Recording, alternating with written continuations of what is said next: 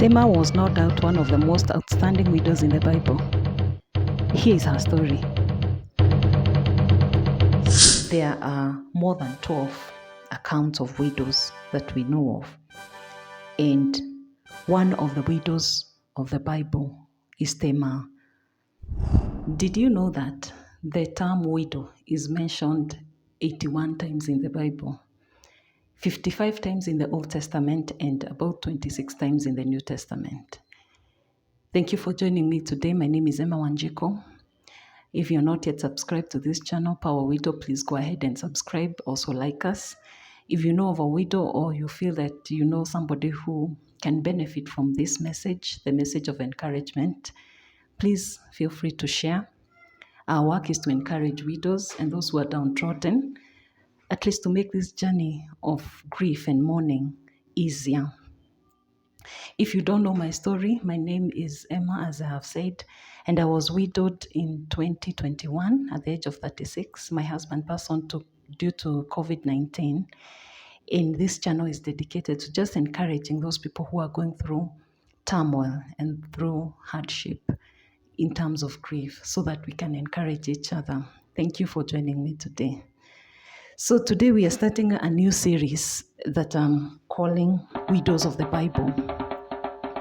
As I have stated 81 times, the term widow is really relevant when it comes to the Bible and when it comes to the heart of God. And we are looking at widows of the Bible starting, and there were many. There is a record of 12, a minimum of 12 widows mentioned in the Bible and their stories. So today we are starting with the widow who was named Tamar or Tamar, depending on where you come from. This fascinating widow called Tamar has a very interesting story, and it's a story that is worth watching, worth listening to. So who was Tamar, and what are the lessons that we can learn from Tamar? So we go back to the beginning. So Tamar was the daughter-in-law to Judah. If you don't know who Judah is, I think let us recollect. You remember the brothers who sold Joseph because they were jealous that he was more loved by his father. So Judah was one of those brothers. And in fact, Judah is the person who suggested to his brothers that they should not kill him. In fact, he told them, "What will it profit us for us to kill our brother who is our flesh?" And due to those suggestions by Judah, Joseph was spared, and instead, Joseph was sold to Ishmaelites, the traders who were headed to Egypt. So Judah, you'll find his story in the book of Genesis, starting from chapter 37 and 38. So Judah was one of those brothers, and he became the father-in-law to Tamar. So the Bible records that when Judah left his brothers, he went to visit a new land, and he went to visit his friend who was named Hira. And this Hira was an Adulamite. That's what he was. That's his tribe. So when he visited his friend, he found a girl. He fell in love and decided to marry a girl, and her name was Shua in that land. So Judah and Shua, they were blessed with 3 sons. The firstborn was called Er. In fact, the Bible just says like initials Er. And the second-born son was Onan. And the third-born was Shelah. So these 3 sons were the sons of Judah. And when they became of age, the firstborn son, Er,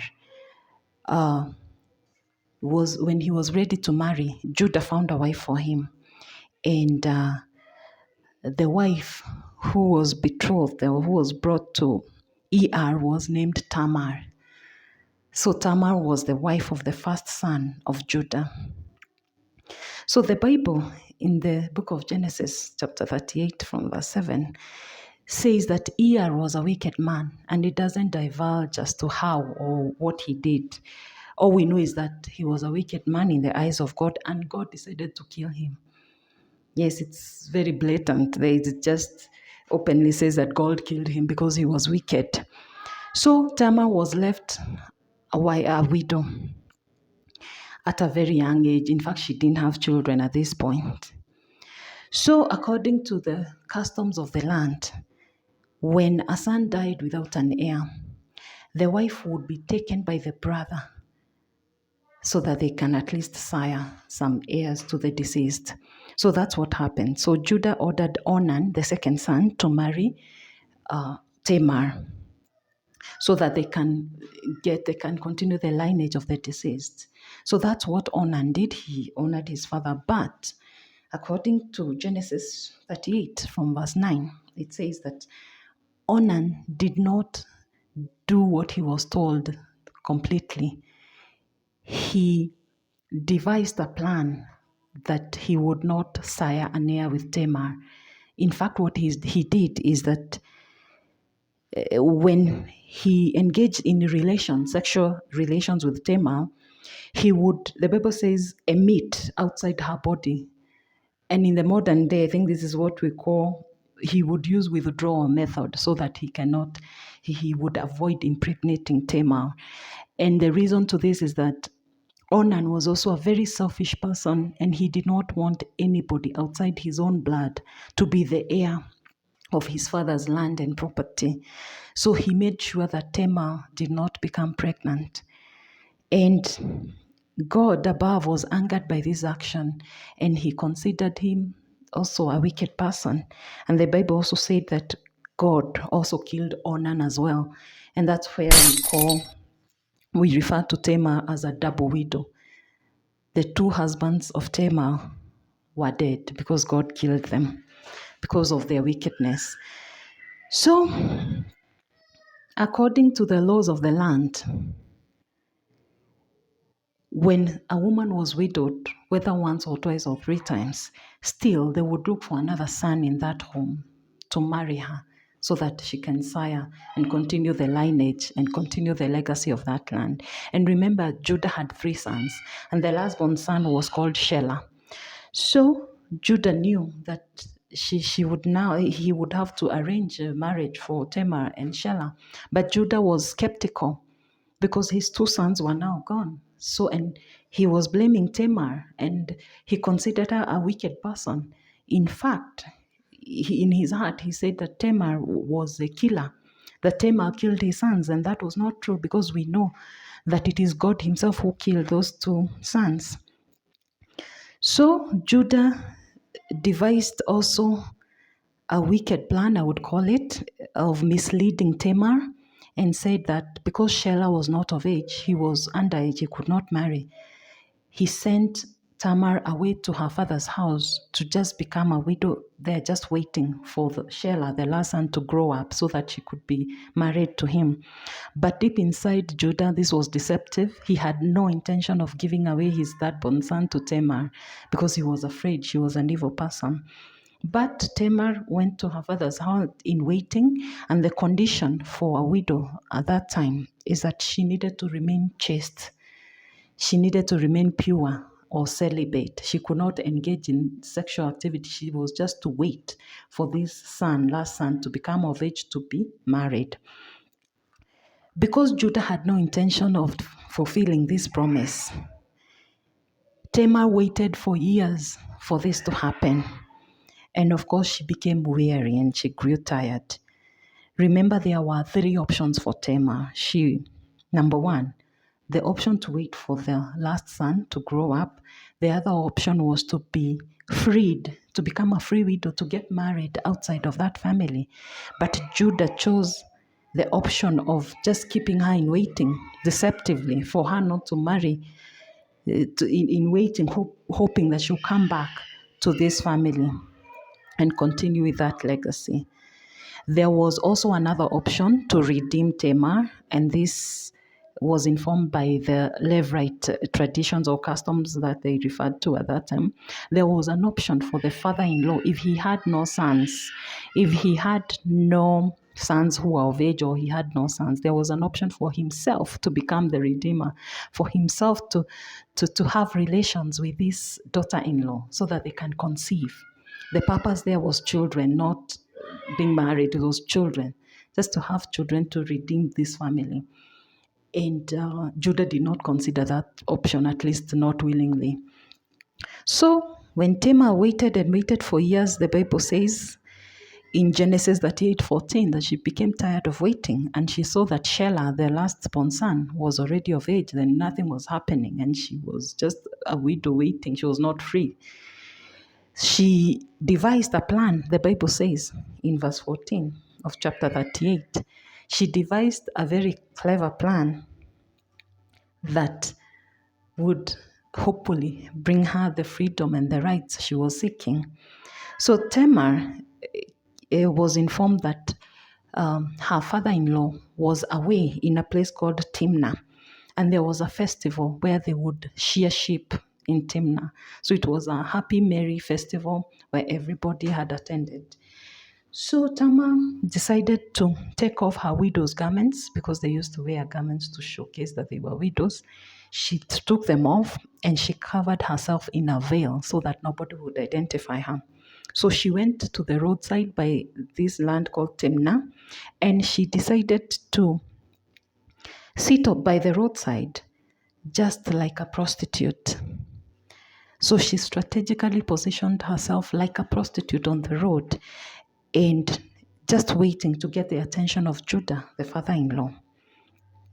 And she did this because she wanted to redeem herself, because there was that option that the father-in-law could also sire children for her. That would also redeem her back to the family. So that's what she did.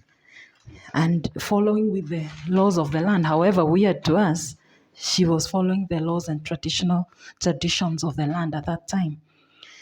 So the plan worked, and Judah saw her, and of course he thought that she was a prostitute because she had covered her face. And she decided, of course, they knew the intention. The intention was to have sexual relations. But before that happened, Tamar asked Judah what he would give her in return. And Judah was quick to say that he would offer her a young goat or a kid. And Tamar agreed, but said that he needed to provide the pledge to show that indeed this kid would be delivered to her. So the pledge that Judah gave was his signet cord and staff. These were things that men would carry around just to identify them. And some people say that they were like a form of a seal, or even the modern day credit card, like a pledge to show that indeed he would fulfill his promise. So Judah gave Tamar the signet cord and his staff, and in promise that he would deliver the young goat later. And they had the relations, and Tamar went her way, and she went away in her father's house and put on her widow's garments again. So after a little while, Judah sent his friend to look for this harlot by the roadside to honor his promise to give the young kid or the young goat to this prostitute woman. And the friend looked for this harlot for some time, but he did not find her. And he also asked around, but this woman was not found. In fact, the people from Timnah said that there were no harlots based along that road. She was nowhere to be found. So Judah decided to call off the search because it would become embarrassing. He did not want this to come out, these relations to come out. So he decided to just stop pursuing that matter. So 3 months later, the Bible says that word came around, and it came to Judah that Tamar, his daughter-in-law, was now pregnant. And Tamar had broken the chastity vow, or the celibacy vow, as she was falsely waiting for the last son. So Judah did what the men of those days would do. Tamar had sinned, and her sentence was to be burnt to death as punishment for breaking the chastity or celibacy vow of that time, according to the traditions. Tamar, of course, was anticipating this, and when she was brought in public and before Judah, she revealed that indeed she was pregnant, but she also said that she was in possession of the signet, staff, and cord that belonged to the person who was the father of her child. And of course, this was baffling. And when Judah investigated this and looked at these things that were brought before him, he confirmed that indeed these were his things. And he confirmed that indeed Tamar was carrying his child. So upon realizing this, Judah accepted his mistake. And in fact, he stated that Tamar was even more righteous than he was, because he had no intention of freeing her as a widow. He had no intention of even offering the last son, Shelah, to be married to Tamar. So he had just kept her in waiting, just to wait, and not even making her free.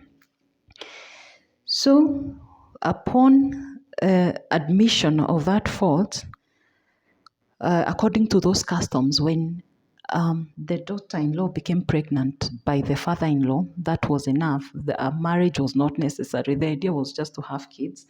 So they would not have any other relationship after that, because it would be considered incest. So after she became pregnant, Tamar gave birth to twins. Yes, she gave birth to twin sons. And the sons were named Perez and Zerah. And of course, for Bible scholars, they say this brings out the character of God in this story, in this part, saying that this was a restoration for the two sons who had been killed by God, that God himself restored two sons to this family. And indeed, that's what happened. And of course, this is a very interesting story. And there's a lot of takeaway for us widows in this story of Tamar, one of the most prolific widows of the Bible.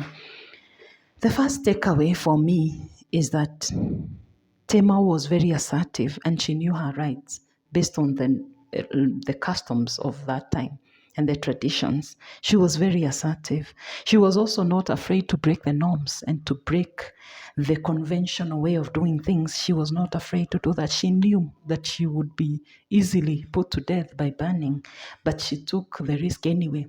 So she was very courageous also. She was also a loyal person, because she insisted on having heirs in this family of Judah.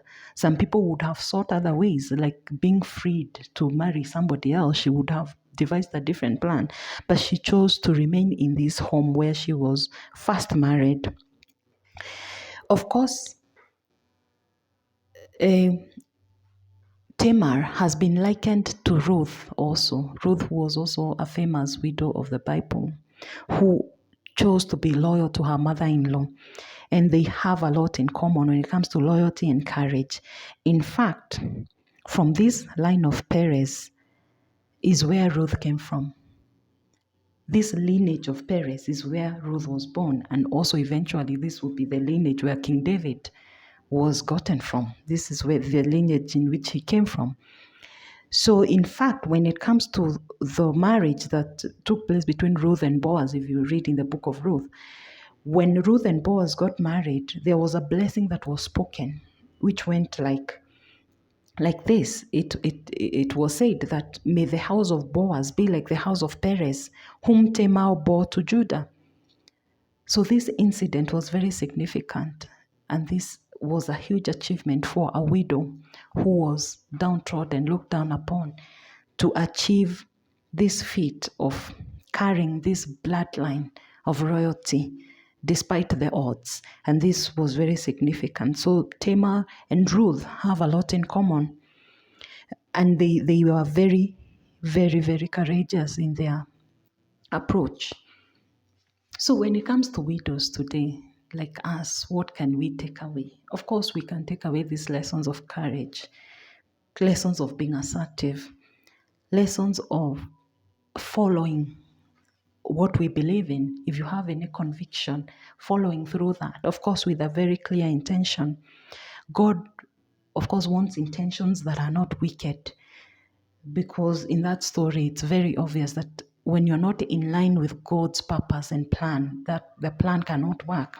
So we have to look at our intentions, even in our actions, and that we seek God's wisdom so that we can overcome the daily challenges, so that we can fulfill our purpose. So the lessons of assertiveness and courage reverberate in this story so much, and we get them from this courageous woman who was named Tamar. in her, so she was not a wicked person, but she did things that would have been called controversial, but all in the name of what she believed in. She just wanted a lineage and to follow the laws and traditions of that time to be redeemed. And that's what happened. This is a very huge lessons that we learn from the book of Tamar. And indeed, Tamar is one of the most exceptional widows of the Bible.